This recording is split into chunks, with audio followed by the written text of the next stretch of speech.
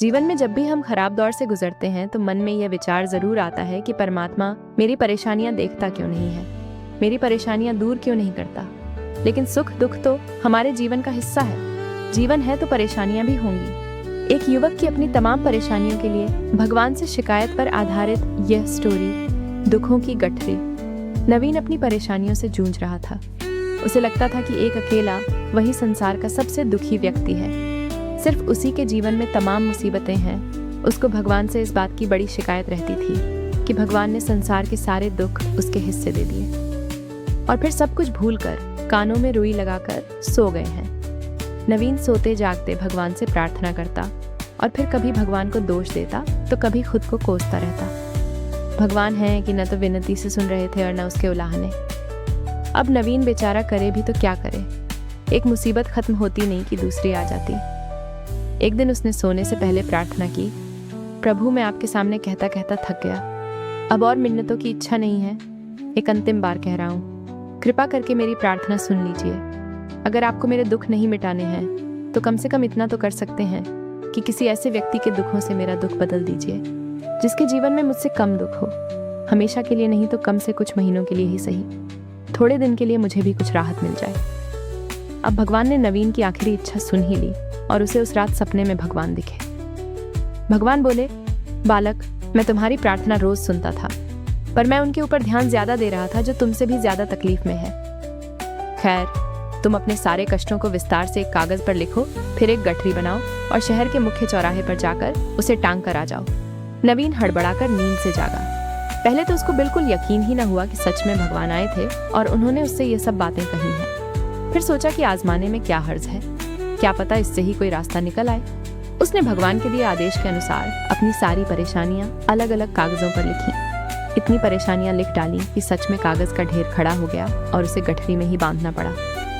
अब नवीन ने अपनी गठरी उठाई और पहुंच गया चौराहे पर। लेकिन वहां पहुंचकर चौराहे का नजारा देखकर अचंभे में पड़ गया। उसने देखा कि चौराहे पर तो पहले से ही लोगों की लंबी लाइन लगी हुई है जो उसी की तरह अपने अपने दुखों की बड़ी बड़ी गठरी लिए आ पहुंचे हैं। आखिर यह चक्कर क्या है? सब कुछ उसकी समझ से बाहर था। अभी वह इन विचारों में ही खोया था कि तभी एक आकाशवाणी हुई। उसमें सभी को अपनी गठरी को चौराहे पर लगी अलग अलग खूंटी में टांग देने का आदेश हुआ। वहां बेहिसाब खूंटियां पहले से ही बनी थीं। सभी ने अपनी अपनी गठरी टांगी और फिर ईश्वर के अगले आदेश की प्रतीक्षा करने लगे। कुछ ही देर में दोबारा से आकाशवाणी हुई और सबसे कहा गया कि सभी लोग अंदाजे से कोई ऐसी गठरी उठा लें जो उन्हें अपनी परेशानियों की गठरी से हल्की समझ में आती हो। अब उन्हें वही दुख भोगने होंगे जो उनकी चुनी नई गठरी में दर्ज होंगे। आकाशवाणी सुनते ही सभी हल्की से हल्की गठरी को लपकने के लिए दौड़े। सबके साथ नवीन भी नई गठरी चुनने के लिए भागा। खूंटियों में टंगी समस्त गठरियों को घूरता हुआ वह काफी देर तक अंदाजा लगाता रहा। अब उसे एक डर और था कि कहीं वह कोई ऐसी गठरी न उठा ले जिसमें पहले से भी ज्यादा दुख हो।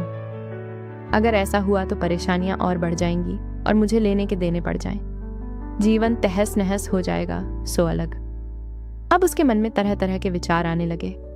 वह सोचने लगा कि कम से कम वह अपने दुखों से भली भांति परिचित तो है और उन्हें झेलने का आदी भी हो गया है। उनके लिए कुछ रास्ते निकालने की शुरुआत भी की है। शायद उसका परिणाम आए तो एकाध दुख घट ही जाए। कहीं ऐसा ना हो कि चुनी गई नई गठरी में दुख और भी ज्यादा पीड़ादायक हो जाए। ऐसे विचारों में खोया वह एक के बाद एक गठरी के सामने से गुजरता, लेकिन तय नहीं कर पाया कि कौन सी गठरी चुनी जाए। उसे यह भी डर था कि कहीं कोई उसकी गठरी न उठा ले। इसी उधेड़बुन में फंसे नवीन ने आखिरकार अपनी गठरी ही उठा ली और चल पड़ा। उसने तय किया कि वह अब इन चुनौतियों का मुकाबले पहले से ज्यादा मजबूती से करेगा। धीरे धीरे नवीन को अपने ही दुख दूसरों से कम होते हुए महसूस हो रहे थे और उसके जैसे ही भाव वहां मौजूद हर व्यक्ति में आ रहे थे। सच में सबको अपना दुख ज्यादा बड़ा और ज्यादा पीड़ादायक लगता है। लगता है कि वही संसार का सबसे दुखी प्राणी है, पर हमसे भी ज्यादा न जाने कितने और दुखी हैं। कितने ही लोग ऐसे हैं जिन्हें 2 वक्त का भोजन भी मुश्किल से नसीब होता है। कभी किसी की शानदार कोठी के आगे से गुजरते हुए यदि यह ख्याल बार बार आए कि जब किस्मत बंट रही थी तो वह इस आदमी से पीछे क्यों रहा। अगर आगे रहता तो उसे भी ऐसा सुख और ऐश्वर्य मिल जाता। जिन लोगों के पास साहस और हौसला है वह आत्मविश्वास की नाव पर सवार होकर आसानी से जीवन की कठिनाइयों से सफलता प्राप्त कर लेते हैं। जरा ऐसे लोगों के बारे में सोचिए जो जीवन मृत्यु के बीच झूल रहे हैं। कम से कम आप किस्मत की लाइन में इनसे आगे तो थे।